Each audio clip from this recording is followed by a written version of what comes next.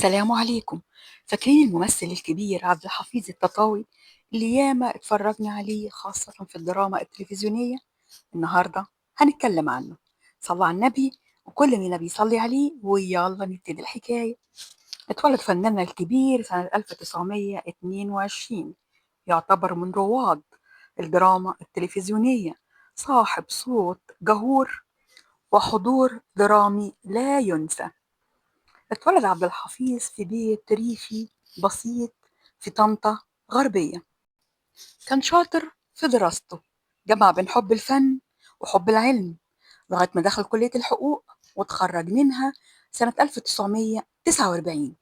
ومن كتر حبه للفن والتمثيل التحق بالمعهد العالي للفنون المسرحية بعد ما اتخرج من كلية الحقوق، عشان يبدأ بعدها مشواره الفني في رحلة جمع فيها بين الحقوق والتمثيل. عبد الحفيظ كان شاطر وكان من النوابغ، لدرجة إن هو بقى أستاذ في معهد العالي للفنون المسرحية يدرس مادة التمثيل، وتخرج من تحت إيديه أجيال سواء في مصر أو في العالم العربي.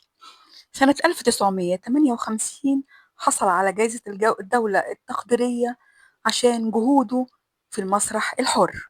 ارتبط اسمه بخشبة المسرح، والمسرحيات اللي عملها تعد من كلاسيكيات المسرح المصري، زي زقاق المدق، كعبلون، البغبغان، والأرض السائرة، الناس اللي تحت، مراتي نمرة.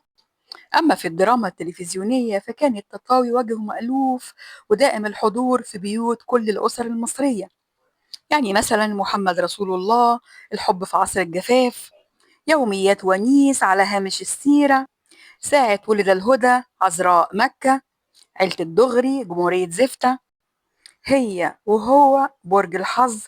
طبعا كل الحاجات اللي بقولها لكم دي على سبيل المثال وليس الحصر، لأن هو أعماله كانت غزيرة جدا.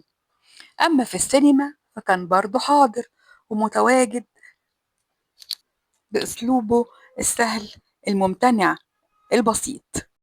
فمثلا عمل المفتش، البركان، اللعب مع الكبار، الوحش، الصرخة، ظهور الإسلام، الأرض، عادات وتقاليد. أما حياته الخاصة فهو كان زوج مثالي، اتجوز مرة واحدة وخلف 4 أبناء، بنت و3 صبيان. سنة 1998 رحل عبد الحفيظ التطاوي في هدوء، زي ما عاش في هدوء وسلام رحل برضه في هدوء وسلام، واتدفن في مسقط رأسه في طنطا غربية، وترك لنا إرث فني كبير وإنتاج غزير وسيرة طيبة عطرة مستمرة لغاية دلوقتي. لما بنشوف حاجة قديمة ونتفرج عليه ونقول الله على الزمن الجميل. التطاوي ما كانش مجرد ممثل، ده كانت مدرسة، مدرسة في الأداء، مدرسة في الصوت، مدرسة في الاحترام، احترام الحاجة اللي بيحبها، احترام المهنة، احترام الزملاء، واحترام المشاهدين. دي كانت همستنا النهاردة. من فضلكم ادعموني باللايك والاشتراك في القناة. شكرا جزيلا.